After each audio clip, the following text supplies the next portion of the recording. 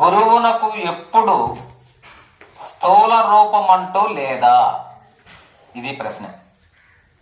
రమణ మహర్షిని ఒక భక్తుడు అడిగిన ప్రశ్న, స్వామి, గురువునకు ఎప్పుడూ స్థూల రూపమంటూ లేదా? మహర్షి, స్థూల రూపం అంటే నిన్ను ఈ దేహం అనుకున్నావు గనుకొనే ఈ ప్రశ్న. నీవు దేహమా కనుక్కో, ఇది ఆన్సర్. గురువు అనంటే మనకు చాలా బరువు. స్థూల రూపం అంటే కనబడే శరీరం, రక్త మాంసాదులతో కూడినటువంటి శరీరం. ఆయన గురువు. ఉదాహరణ చెప్తాను. ఇప్పుడు నన్ను ఇక్కడ కూర్చోబెట్టి మీరు ఒక గురువుగా భావించి మాట్లాడుతున్నారు కదా. ఇప్పుడు ఇదే రమణ భాషణములు తెలియక, ఆధ్యాత్మిక సాధన తెలియక, ఆచరణ లేక, నేను అబద్ధాలు కోరు పనికి మాలినటువంటి తిరిగిపోతున్నైతే నన్ను ఇక్కడ కూర్చొని పెడతారా? ప్రశ్న వేసుకోండి. కూర్చొని పెడతారా? మరి అదే శరీరమే కదా ఇది. మరి అదే శరీరాన్ని ఈడ కూర్చొని పెట్టగలరా? అర్థమవుతుందని చెప్పి, ఇదే గోపి అని పేరు కలిగిన నేను చెడు అలవాట్లు కలిగి ఉండి, చెడు సంస్కారాలు కలిగి ఉండి, తాగుపోతున్నాయి, తిరిగిపోతున్నాయి, రకరకాలైనటువంటి లోకంలో ఉన్నటువంటి చెడు వ్యసనాలకు గురైనటువంటి వాడిని నేనైతే నన్ను ఇక్కడ కూర్చొని పెట్టి మీరు రమణ భాషణములు వింటారా? ఈయన మరి నేనే కదా అది. కాబట్టి మీరు ఇస్తున్న గౌరవం స్థూల దేహానిక, లోపల ఉన్నటువంటి ఆత్మ జ్ఞానానిక? ఓకే, ఇప్పుడు చెప్పండి, మీరు గురువుగా గుర్తిస్తున్నది ఆత్మ జ్ఞానాన్న, స్థూల దేహాన్న? మరి స్థూల దేహంతో పని ఏముంది? రైట్. ఇప్పుడు అర్థమైందా? స్థూల దేహాన్ని కాదు. అయితే మనం స్థూల దేహాన్ని పట్టుకోవాల్సిన అవసరం ఏమి లేదు. ఆ లోపల ఉన్నటువంటి ఆత్మ జ్ఞానానికి మనం ప్రాముఖ్యతనిస్తున్నామే కానీ స్థూల దేహానికి కాదు. రైట్, అర్థమైపోయిందా? కాబట్టి మీలో ఉన్నది కూడా స్థూల దేహం పక్కన పెట్టండి. స్థూల దేహం, సూక్ష్మ దేహం, కారణ దేహం, 3 దేహాలు మనం అనుకున్నాం. దేహాలు 3 అమ్మా. దేహం అంటే శరీరము. దేహం అంటే ఏందమ్మా? శరీరం. కనబడి ఈ శరీరం పేరు స్థూల దేహం. దీని లోపల మనస్సు ప్రాణం కలిగి ఉన్నటువంటి దేహం పేరు సూక్ష్మదేహం. దానికి కూడా ఇంకా సుషుప్తి అవస్థలో ఉన్నటువంటి దేహం పేరు కారణ దేహం. 3 ఉన్నాయి మనకు, ఒక దేహం కాదు. కనబడేది ఒకటే, మనం అనుకునేది దేహం ఒకటని కాదు. 3, ప్రతి ఒక్కరికి 3 దేహాలు ఉన్నాయి. ఉదాహరణకు ఇప్పుడు మీరు కూర్చొని ఉన్నారు, ఇది స్థూల దేహం. ఈ స్థూల దేహం ఐడెంటిటీ మనకు ఆధార్ కార్డు కానీ, రేషన్ కార్డు కానీ, మన పట్టాలు, ఆస్తులు, అన్ని వివరాలు ఉండేది స్థూల దేహానికే, సూక్ష్మ దేహానికే? స్థూల దేహమే. సార్, నా సూక్ష్మ దేహానికి రాయన ఏంది మనం కాబట్టి 3 దేహాలు ఉంటే ఒక్క దేహాన్నే పట్టుకొని ఉండాలి ప్రపంచం. ఏనా? ఈ స్థూల దేహం అనగా ఏమి? ఇదిగో 5 జ్ఞానేంద్రియాలు, 5 కర్మేంద్రియాలు, 7 ధాతువులు, ఏనా? ఎముకలు, మాంసము, నెత్తురు, మజ్జ, చీము, రక్తము, రకరకాల ఈ యొక్క స్థూల ఆకారము కలిగిన దానినే దేహం అనుకుంటున్నారు మీరు. అక్కడ పొరపాటు పడుతున్నది. సమస్య ఎక్కడ వచ్చింది? అక్కడ వచ్చి పడింది. ఇది నీవు కాదు. మరి నేనెవరు? ఇప్పుడు ఫర్ ఎగ్జాంపుల్, ఇంత దేహం ఉంది, ఈ దేహంలో ప్రాణం లేకపోతే శవం. మనసు లేకపోతే మెంటల్ అనలేదు. ఇంత పెద్ద దేహాన్ని ఆడిస్తుండేది ఏది? మనసు, ప్రాణం. చూడండి ఎంత బాగుందో, ఎంత టెక్నాలజీ. ఇంకొక ఉదాహరణ చెప్తాను. మనం 70 కేజీలు ఉన్నాం.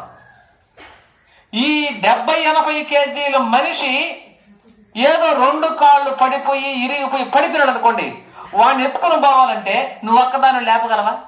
4 రావాలా? పట్టండి రే, దారిపోతాడు రా. చూడండి, అంటే ఒక మనిషి పడిపోతే లేపడానికి 3-4 అవసరమైతే, మరి ఇంత 70 కేజీల శరీరాన్ని వాడు అవలీవలుగా చెక్కలు లేకుతున్నాడు, చెక్కను కూర్చుంటాడు, పరిగెత్తున్నాడు, ఎట జరుగుతున్నది చూసారా? ఏనైనా ఒక మనిషి పడిపోతే పోయమ్మ పట్టుకోవడానికి 5-6 మంది కావాల్సి వస్తున్నది. మరీ లావైన మనిషి అయితే దారిపోతాడు, పట్టండి రా. శవాన్ని పట్టడం చూడండి, 4 పట్టుకోలేక బా సచ్చిన వీడు పాడి మోసి వీడు దుంపదేగా బా యాన్ని ఎంత బుర్ర ఉన్నాడా? 10 మంది మోస్తారు. ఏంది? ఒక మనిషిని. అప్పటికి భుజాలు పడిపోయినాయి అంటున్నారు. మరి అంత పెద్ద శరీరాన్ని ఒక 4 బలమైన మనుషులు 7-8 మంది ఆ పాడిని కట్టుకుని శ్మశానం దగ్గర తీసుకెళ్ళడానికి జంకుతా ఉంటే, ఇంత పెద్ద శరీరం కూర్చుంటున్నది, లేస్తున్నది. నీ శరీరం నీకు బరువు అనిపించిందా? లే. ఏమండి చూసారా? మరి అదే నలగరికి బరువు వేస్తా ఉంది. అది అంత ఆ శక్తి ఎక్కడదంటే అదే ప్రాణము, మనస్సు. ఈ ప్రాణము, మనస్సు చివక్కని ఎంత పని లేపేస్తుంది. హైడ్రాలిక్ సిస్టమ్ ఇది. హైడ్రాల్ లోపల ఉన్నటువంటి ప్రాణం, మనసు లై అంటే పరిగెత్తుంది. ఇంత పెద్ద శరీరం, దాని ఆర్డర్ లై. లోపల ఉన్న మనసు ఆర్డర్ లేస్తుంది, పరిగెత్తారు, కూర్చుంటారు. ఈ ఆర్డర్లన్నీ ఈ స్థూల దేహానికి తెలియదమ్మా. ఇది స్థూల దేహము, ఇదిగో ఈ యొక్క కారు కీసు 2 ఒకటే. ఇది ఇప్పుడు పొద్దున పెట్టినా ఇక్కడ ఇది. ఏమయ్యా నన్ను ఎన్నే పెట్టినావు? నీకేమైనా తెలివి ఉందా? మీరు భోజనం చేసినారు, పడుకున్నారు, లేచినారు, అరటి పండు తిన్నారు, నన్ను గురించి ఏమన్నా అనుకున్నావా అని అడిగింది. అది ఎందుకు అడగలేదు? దానికి ఏమి లేదు, కమ్మనపడు. తనువులు, మనస్సు, ప్రాణం దీనికి లేదు. అదే మనకు మనస్సు, ప్రాణం ఉన్నది.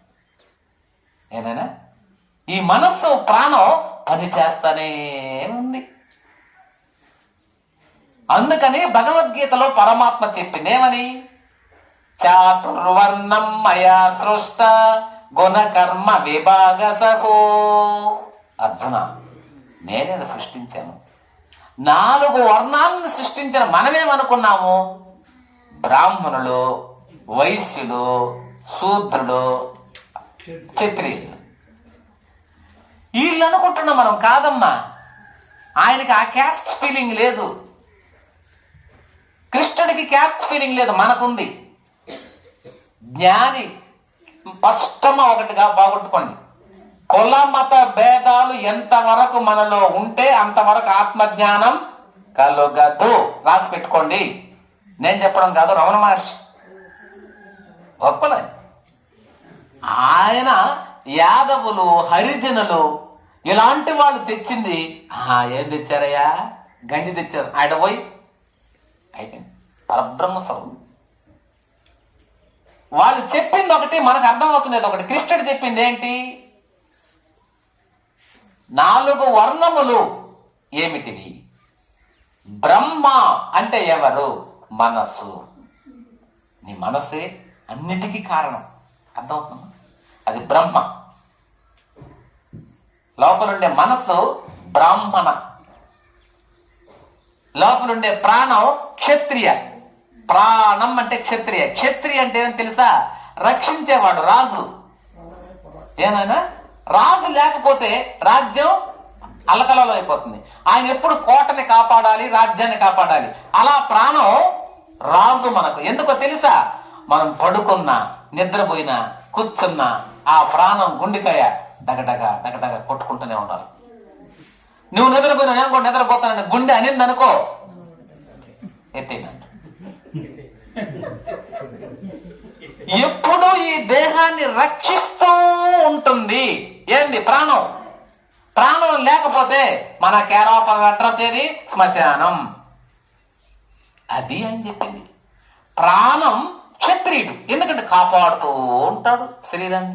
ఈ శరీరం అనే కోటని రాజు కాపాడుతూ ఉంటాడు. Dub dub. ఏం ఆశ్చర్యం అండి అది. నేను ఆ స్టెథోస్కోప్ పెట్టుకొని ఒక 10-15 నిమిషాలు అలా ఆలోచిస్తే ఏం విచిత్రం ఇది. దానికి ఏం తెలుసు? అది కొట్టుకుంటానే ఉండదు, విడిపో విరామంలే ఢబ్ ఢబ్ లబ్ ఢబ్ అని కొట్టుకుంటానే ఉంది. ఎప్పుడైనా ఒక్క క్షణం మనం ఇన్ని రోజులు సెలవు పెట్టేస్తున్నామే, సీఎల్ పెట్టేసి డిఓ గారికి నేను రాలేను, అది ఎప్పుడైనా సెలవు పెట్టిందా? సార్ 1 గంట నాకు సెలవు అంటున్నదా? కాబట్టి క్షత్రియుడు అంటే ఎవరు? ప్రాణం. అది ఆయన చెప్పిన క్యాస్ట్. మనం ఏంటంటే ఎవడో చెప్తున్నాం. క్షత్రుడైనా శూద్రుడైనా ఎవరైనా కుక్క అయినా ఏది అయినా తల్లి గర్భములో నుంచి యోనిలో నుంచి పుట్టవలసిందే. ఆ నుంచి పుట్టాడంటే ఇంక తీసి ఇంకేంది? పుట్టుకతో జన్మనే జాయతే శూద్ర కర్మనే జాయతే బ్రాహ్మణ. కర్మ చేత నువ్వు బ్రాహ్మణుడు అవ్వాలనే గాని పుట్టుక చేత పిలక చేత బ్రాహ్మణుడు అయ్యే ప్రసక్తే లేదు. మీరందరూ బ్రాహ్మణులు. ఇప్పుడు ఎప్పటి వరకు? సాయంకాలం వరకు చెప్తాను.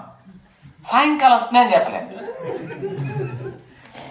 అక్కడికి పోతానే, మనం ఇక్కడి నుంచి దాటుతానే మీరు క్షత్రియులా చెప్పలేను. కాబట్టి బ్రాహ్మణుడు అని అంటే మనస్సు. ఇప్పుడు మీ మనస్సు చాలా మంచి విషయం చెప్తున్నాడు కదా, మనస్సును అరికట్టాలయ్యా.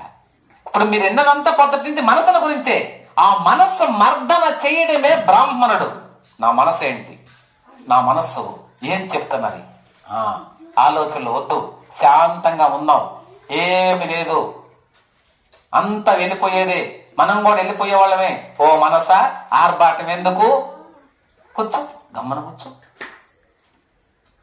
ఏనన్నా ఎవరు మన వెంట రారు. వచ్చేటప్పుడు రారు, పోయేటప్పుడు రారు, మధ్యలో వచ్చారు, మధ్యలో స్టార్ట్ అయినారు వీళ్ళంతా. ఏనన్నా పుట్టుకతో అమ్మ నాన్న, తర్వాత భార్య. ఆమె 7 అడుగులు మీతోటి నడిచినానండి, ఏడస్తానుంటానో నవ్వుతూ ఉంటానో ఆమెకే తెలియదు. ఈడు అంతే. ఇవన్నీ మధ్యలో బంధాలు. ఓకేనా? కాబట్టి క్షత్రియ. ఇక 3వది వైశ్య. వైశ్యులు ఎవరంటే మన శరీరంలో ఇంద్రియాలే. వైశ్యులు అంటే వ్యాపారస్తులు కదమ్మా. ఈ కన్ను చూడండి, ఎక్కడ కొనిందా చీరంట, ఎక్కడ చూస్తానే మనసుకి రిపోర్ట్ చేసింది, చీర బాగుండా. కన్ను ఏం చేస్తుంటే లోపల మన మనసుకి బాగుంది, కొందామా, ఎట్టయినా కానీ రేపు కొనియాల్సింది. బయటకు పోవడం చూడడం, లోపల ఆయనకి చెప్పడం, ఈడు కొందాం అనడం. ఈ వ్యాపారానికి కారణం ఎవరంటే ఈ 5 ఇంద్రియాలు. ముక్కు. ఎవరు? మల్లెపూల ఎక్కడ అమ్ముతున్నారా? లేదేడా, మోర 20 రూపాయలమ్మా, సరే పెట్టుకుందామా, 50 అంట. ఈ ముక్కు వ్యాపారం చేస్తున్నది, వాసన వ్యాపారం. కన్ను చూసిన వ్యాపారం. చెవి, డీజే పాటలు భలే ఉన్నాయా, ఆ వ్యాపారం. నాలుక, ఎక్కడిది ఇదే, ఇది మక్కన్ బేడా, మక్కన్ బేడా ఏదో ఒకటి, ఇది మంజులమ్మ వద్దా, తిన్నామా, బాగుంది. ఈ వ్యాపారాలు 5 ఇంద్రియాలు చేస్తూనే ఉంటాయి. ఈ వ్యాపారాలు చేస్తుంటాయి కాబట్టి అవి వైశ్యులు. ఏనా? శూద్ర.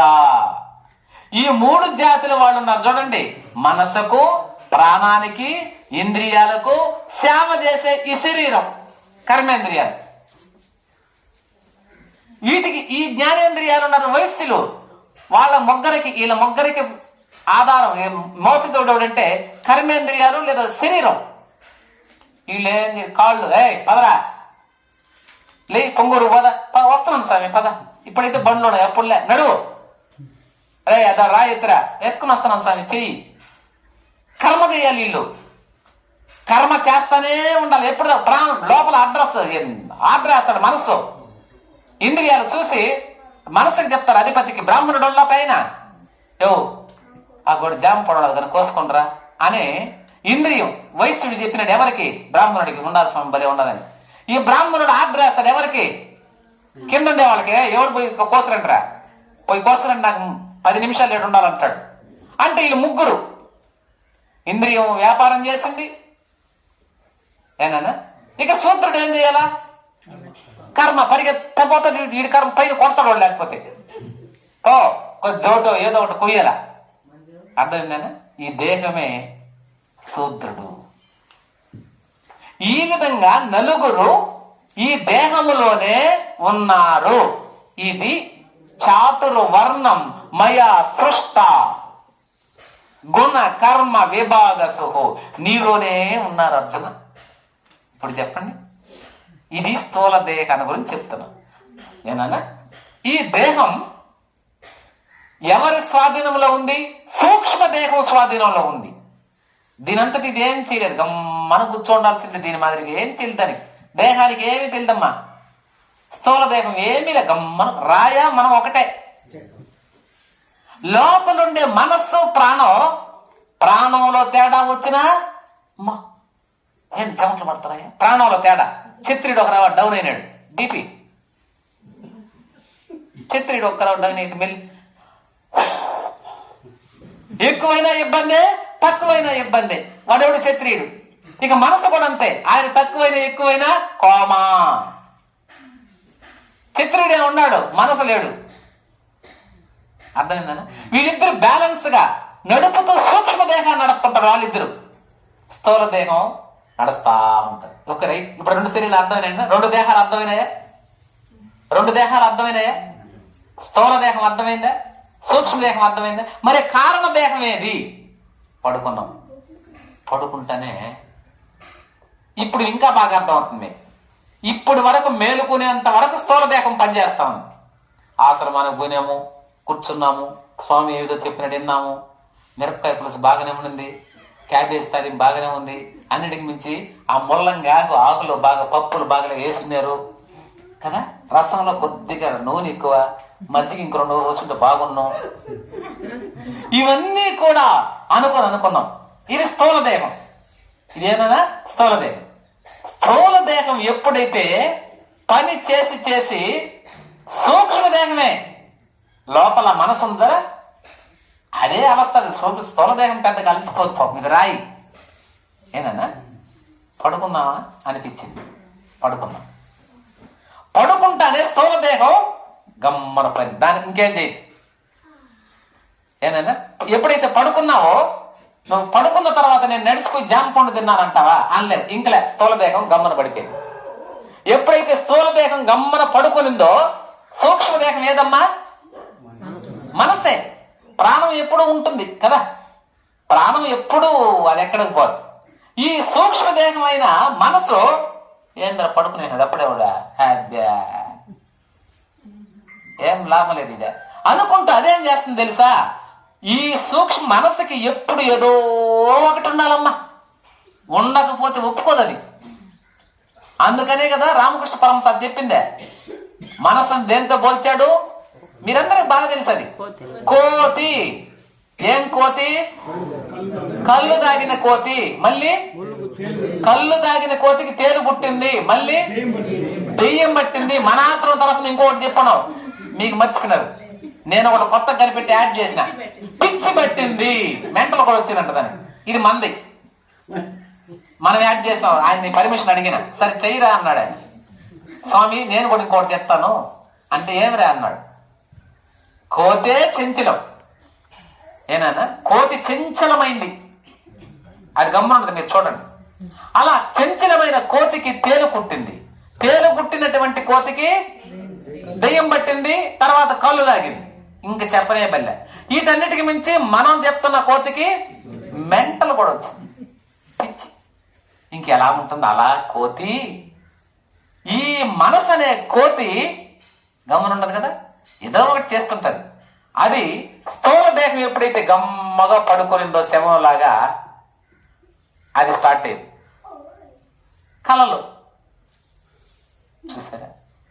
కళలో కాళహస్తి పోయినట్లుగా, ఏదైనా ఆ సినిమా చూసినట్టుగా, వస్తువులన్నీ కొన్నట్టుగా, వస్తువు ఉన్నట్టుగా, ఎవరినో రాజుల పరిమళ ఆ వస్తువు ఏదో అడిగినట్టు కొట్టుకున్నట్టుగా, తిట్టుకున్నట్టుగా, ఇన్ని కళలు కనండి. ఏది? సూక్ష్మదేహం. అది కారణదేహం కాదు. కళలు కనేదంతా సూక్ష్మదేహమే, కారణదేహం కాదు. కలలు కంటనే ఉంటది. ఇప్పుడు చెప్పండి, కలలో కాళహస్తి నీ బెడ్రూమ్లోకి వచ్చిందా? మరి మీ ఇంట్లో కాళహస్తి పడుతుందా? మరి ఎట్లొచ్చింది? ప్రతి విషయాన్ని సూక్ష్మం చేసేస్తుంది. అది సూక్ష్మదేహం ఏనైనా ప్రతి విషయాన్ని, కాళహస్తి అంత దాన్ని కూడా సూక్ష్మం చేసి లోపల చూపిస్తుంది ఫిలిం. ఏనైనా ఇప్పుడు ఢిల్లీని చూపిస్తాడు సినిమా హాల్లో, వాస్తవానికి ఆ తెర మీద ఢిల్లీ పడుతుందా? కానీ పట్టించినాడు. పెద్ద సిటీని ఒక స్క్రీన్ మీద ఎట్లా చూపిస్తావు? ఆ స్క్రీన్ మీద ఢిల్లీ ఒక ఇల్లు పడుతుంది అసలు. మరి అంత పెద్ద బిల్డింగ్ ఎట్లా చూపించావు? అదే సూక్ష్మదేహం సూక్ష్మంగా లాగి చూపిస్తూ ఉంటుంది. అది అర్థమైందా? అలా నీవే సినిమా హాలుగా, నీవే పట్టణంగా, నీవే బెండకాయలుగా, అన్ని నీ రూపాలేవి. నువ్వే మారిపోతావు. అయ్యే ఎక్కడ లేవు. కల్లో ఇటు అంటున్నావు, బెండకాయలు ఒక బస్తా ఎత్తిపోతుంటే కలగన్నావు. ఆ చేయి పెట్టి చూడు, బెండకాయలు ఉంటాయని లేవు. మరి ఎక్కడున్నాయి? నీ లోపలనే ఉన్నాయి. మరి చూస్తే లేవే. అది సూక్ష్మదేహం. కాబట్టి కళల ద్వారా నడుస్తూనే ఉంటుంది. దీని స్వప్న ప్రపంచం, స్వప్నం. ఏనన్నా ఇప్పుడు ఇది స్థూలమా కాదా? ఇప్పుడు మేలుకొని ఉంటే స్థూల దేహం, పడుకొని కళల కంటే సూక్ష్మదేహం. ఇది దాటిన తర్వాత మరి కారణదేహం ఏంటయ్యా అంటే, ఆ కళలు కూడా అరిగిపోతాయి ఒకానొక స్థాయిలో. గాఢ నిద్ర, అసలు కళే లేదు. ఎక్కడ పడుకున్నామో మనకు తెలియదు. మరి అప్పుడు మనసు ఏమైంది? ఆ మనసు ఎటువంటి దృశ్యం లేక ఆత్మలో సంలీనం అయిపోతుంది. అర్థమైందా? అది ఆత్మ. ఈ పగలు కనబడే ప్రపంచం అంతా నీకు కనబడకుండా పోయి కళ ప్రపంచంగా మారావు. రెండో స్థాయి. ఫస్ట్ స్థాయి ఇది స్థూల ప్రపంచం. ఇది కనిపిస్తా ఉంది, అన్ని స్థూల ప్రపంచం కనిపిస్తా ఉంది. పడుకుంటానే ఈ స్థూల ప్రపంచం, కనబడినటువంటి ప్రపంచం అంతా సూక్ష్మ ప్రపంచంలోకి వెళ్ళిపోయింది. అంటే స్వప్న ప్రపంచం, రెండో స్థాయి. అప్పుడు స్థూల దేహం గమ్మన పడుకునింది. స్థూల ప్రపంచం కనబడదు, ఇంకా అంతా సూక్ష్మమే.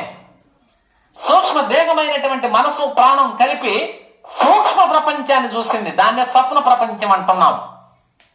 అది కూడా దాటి మూడవ ఏదో ఒక జాములో కళ కూడా స్టాప్ అయిపోయింది. సుసుప్తి, గాఢ నిద్ర. ఈ గాఢ నిద్రలో మనసు ఏమైంది? ఇక ఏమి చూపించదు మనసు కూడా, ఇంకా కలగొండ. ఇది ఆత్మలో కలిసిపోయింది. కారణ దేహం, అదే కారణ ప్రపంచం. అక్కడ ఏ కళ లేదు. అర్థమైందేనా? ఏ కళే రాలేదురా. అది గాఢ నిద్ర, అదే కారణ దేహం. అర్థమైందేనా? ఈ విధంగా 3 రకాలైనటువంటి దేహం, 3 రకాలైనటువంటి ప్రపంచం మనలో రొటేట్ అవుతూనే ఉంటుంది.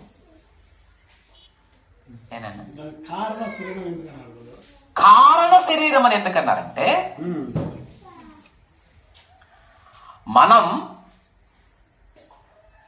ఎక్కడ నుండి వచ్చాం, నువ్వు ఎక్కడి నుంచి వచ్చావో అది కారణం.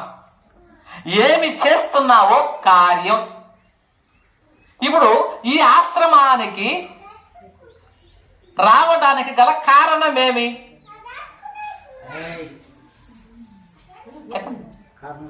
కారణం లేకపోతే ఎందుకు రావు కదా. మరి ఎందుకు వచ్చావు? వినడానికి. రమణ భాష అంటే ఆత్మజ్ఞానం. నేనెవరో తెలుసుకోవాలి, దేవుడు ఎవరో తెలుసుకోవాలా కదా. కాబట్టి నీ మూలం ఏమి? దేవుడెవరో తెలుసుకోవాలని కదా నీ మూలం. దాన్ని బట్టి కదా ఈ కార్యం చేశావు. ఇప్పుడు అర్థమైందా? కాబట్టి కారణం కనబడదు, కార్యం కనబడింది. నువ్వు బండిలో వచ్చాను, కూర్చున్నాను, బలి విన్నాను, నాయన బలి చెప్తున్నాడు, ఇవన్నీ కార్యాలు. లోపల ఉన్న చూడు కారణం, దేవుణ్ణి తెలుసుకోవాలని. అది ఎవరికైనా కనబడుతున్నదా? లే. అర్థమైందా? కారణం కనబడినే కనబడదు, కార్యమే కనబడుతుంటది. ఇది స్కూటర్ వేసుకుని ఎంగటిగిరికి పోతా ఉన్నాడు. ఆయన పోయేదే కనిపిస్తా, కానీ ఎందుకు పోతాడు తెలియదు, ఆయన చెప్పందే కానీ. ఆయన చెప్పిన నిజం అనుకోండి, ఆయన దేని పని మీద పోయి ఏదో చెప్తాడు. అలా నీవు ఈ జన్మకు సూక్ష్మ స్థూల దేహాలకు కారణం ఏదంటే అది పరమాత్మ. దేనిలో లీనమైపోయినాయి నువ్వు? ఆత్మలో లీనమైపోయినావు. ఆ ఆత్మే కారణం అసలైంది. అర్థమైందా? అది చెదిరిందో సూక్ష్మదేహం, సూక్ష్మ ప్రపంచం. మళ్ళీ పైకి వచ్చిందో స్థూల దేహం, స్థూల ప్రపంచం. ఇన్నిగా రొటేట్ అవుతుంది. కానీ ఎప్పుడో ఒకసారి మళ్ళీ కారణంలోకి వెళ్తావు. ఆ కారణమే నువ్వు అసలైనటువంటి వాడివి. ఈ సూక్ష్మ స్థూలాలు కార్యాలే. అర్థమైపోయిందా? ఇవి కార్యాలే, అది కారణం. అయితే కారణం మరిశాం. మన సుషుప్తిలోనే ఉండొచ్చు కదా, ఉండరు. అందుకనే జ్ఞానులు బాహ్య ప్రపంచములో అంటే జాగ్రత్త అవస్థలో కూడా సుషుప్త అవస్థ కలిగి ఉంటారు. అర్థమైందా? కారణ దేహంతోనే ఉంటారు. ఏ కారణమైతే ఉందో దానిలో నువ్వు లయమైపోవాలి. ఆ లయమవ్వడం మనకు అంత స్థాయిలో రాదు కాబట్టి ఇదిగో ఇలాంటి చదవాలి. ఇప్పుడు మనం కూడా ఇక్కడ కూర్చొనే ఉన్నారు. ఇప్పుడు నేను చెప్పితే గాని మీకు మీ ఇల్లు గుర్తుకొస్తుందా? రాదు. చూడండి, ఇప్పుడు టక్కమని ఇల్లు. ఇంతకు ముందు మీరు కారణ దేహంతో ఉన్నారు, కారణంలో ఉండిపోయారు, అంటే ఆత్మస్థితిలో ఉండిపోయారు. టక్కమని నేను చెప్పేలోగా అమ్మ అవుతుంది. అలా కార్యకారణం పెనవేసుకొని పోతూనే ఉంటాయి. ఆ కారణం పరమాత్మ, కార్యం జీవితం. అర్థమవుతుందా? అర్థమైంది? అయితే మానవుడు స్వప్నంలో కళ, జాగ్రత్తలో ఉండేది నిజం అనుకుంటున్నాడు. ఇది పిచ్చి, ఇది డేంజర్. అర్థమైందా? మనం ఏమనుకుంటున్నాము? మేలుకోనుండేటప్పుడు ఉండేదే నిజం, కలలు కంటున్నప్పుడు మనకు కనబడేది అబద్ధం అనుకుంటున్నాం. అర్థమైందా? దానికి అదే నిజం, దీనికి ఇది నిజం. నువ్వు మేలుకోనున్నప్పుడు కళ అబద్ధం, నువ్వు కలగంటున్నప్పుడు ఈ జాగ్రత్త అబద్ధం. రైట్? ఇప్పుడు వచ్చిందా? కలగంటూ ఉన్నాడు ఒకడు. వాడి దగ్గరకు పోయి, అన్నా హైదరాబాద్ బాగుందానా? వాడు హైదరాబాద్ చూస్తున్నాడా? ఏం చూస్తాడు నీకు తెలుసా? తెలియదు. వాడి ప్రపంచం వాడిది. నువ్వేం మాట్లాడిన పలకడు. ఎందుకు? ఇది వాడికి అబద్ధం. జాగ్రత్త అవస్థ కలగనే వాడికి అబద్ధం. నువ్వు చెప్పిన అర్థం కాదు వాడికి. వాడు హాయిగా వాడు నిజంలో వాడు ఉన్నాడు. ఏనన్నా? వాడు నిజంలో వాడు ఉంటాడు. అప్పుడు జాగ్రత్త అవస్థ అబద్ధం వాడికి. మళ్ళీ జాగ్రత్త అవస్థలోకి వచ్చినాడు, ఒరే కళ అబద్ధం రాదే.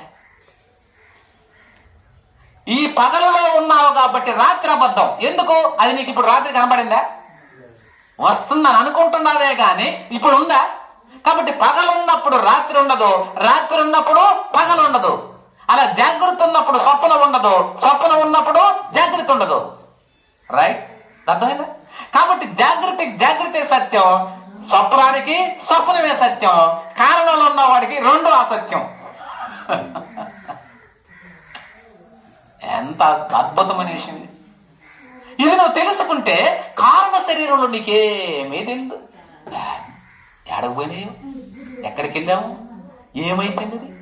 తెల్లవారితే లేస్తే మాత్రం అబ్బా అంటే నీకు తెలుసో తెలియక ఈ మనస్సు ఆత్మలో సంలీనం అయితేనే అంత ఆనందం ఉంటే, నువ్వు ఈ విజ్ఞానము చేత, నీ స్వప్రయత్నము చేత నువ్వు సుషుప్తిలోనే గడిపితే ఎంత ఆనందం వాళ్ళకి.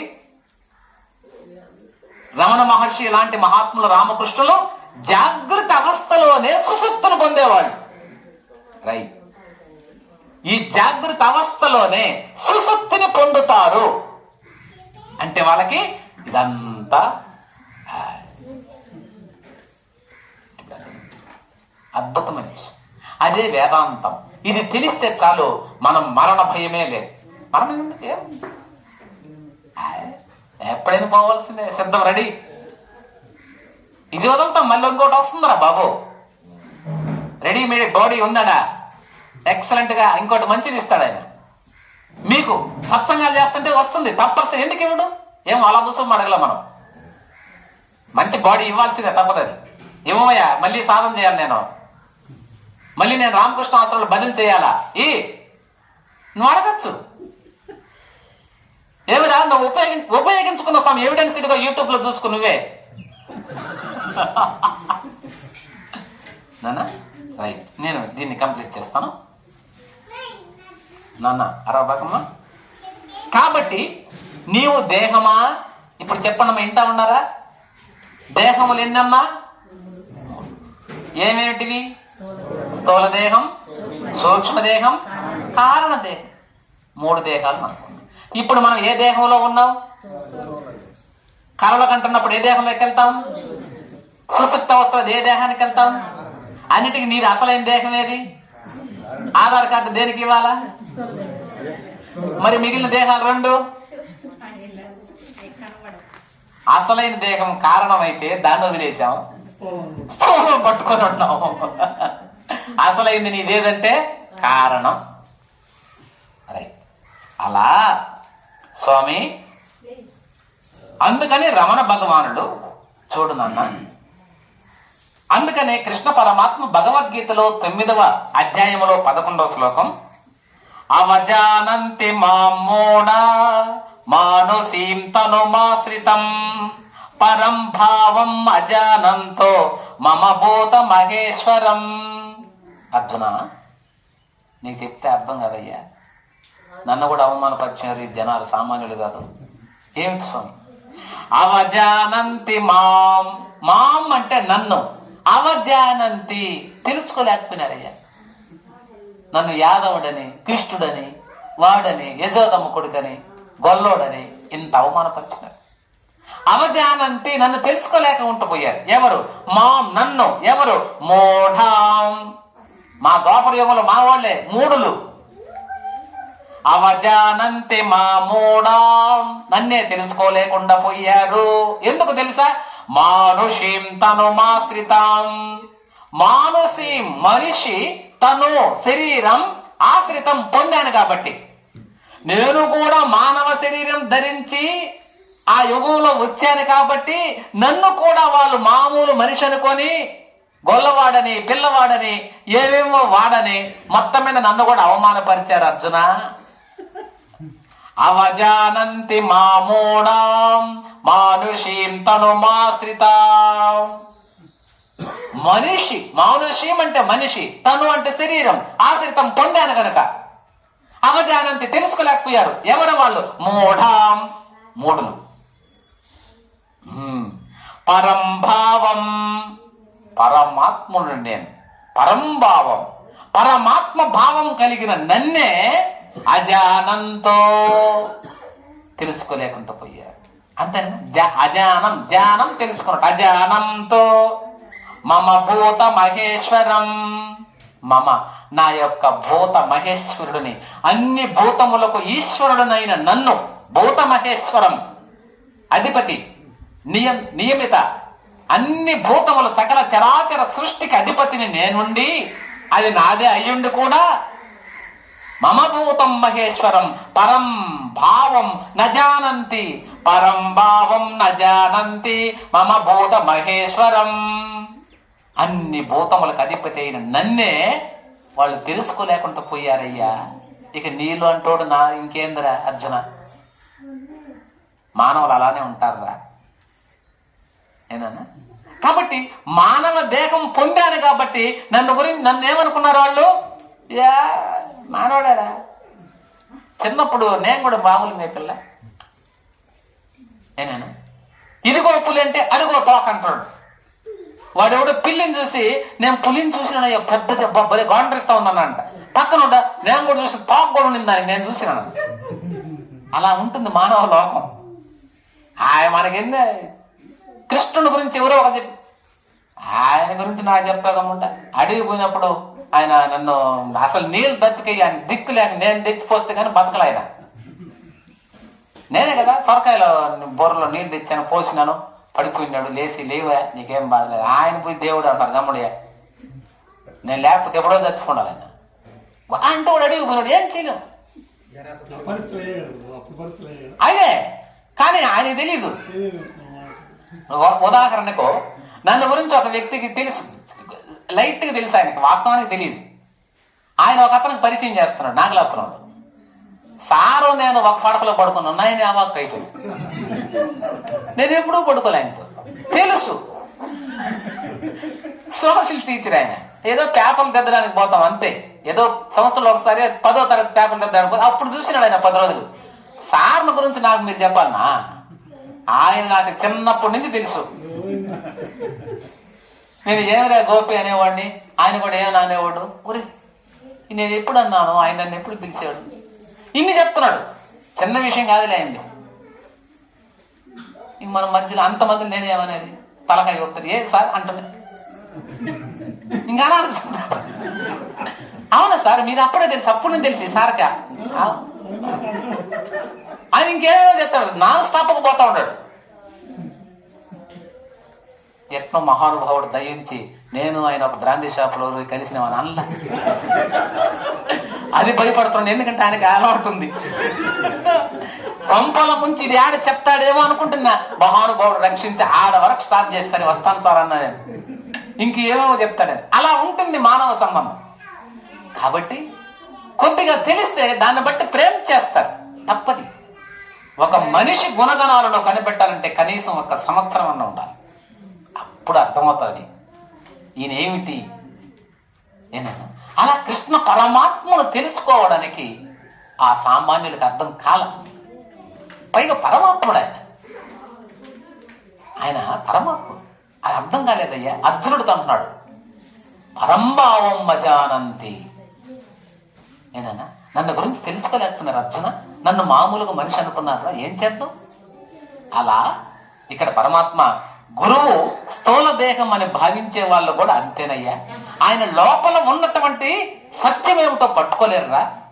స్థూల దేహాన్ని చూస్తారు. ఆయన అందంగా ఉన్నాడా, పొల్లంగా ఉన్నాడా, మీసాలు తీసినాడా లేదా, మంచోడు, పర్వాలేదు, ఇది చూడొద్దురా నాయన.